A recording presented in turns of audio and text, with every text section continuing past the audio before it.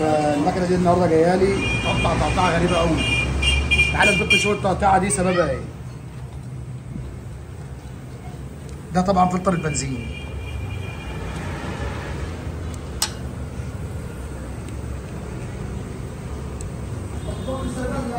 هات الشاكوش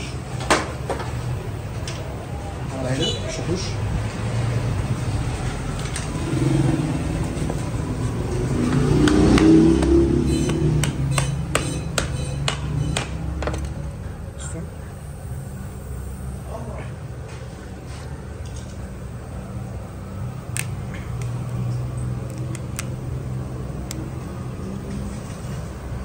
بصوا الفلتر طالع ازاي.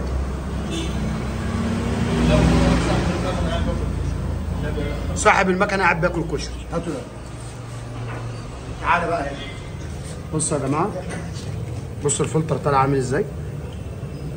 طبعا ده بعد ما دخ بالموتوسيكل وغير كربرتير وعمال يغير في حاجات، وفي الاخر ايه طلع العيب فين. بصوا بصوا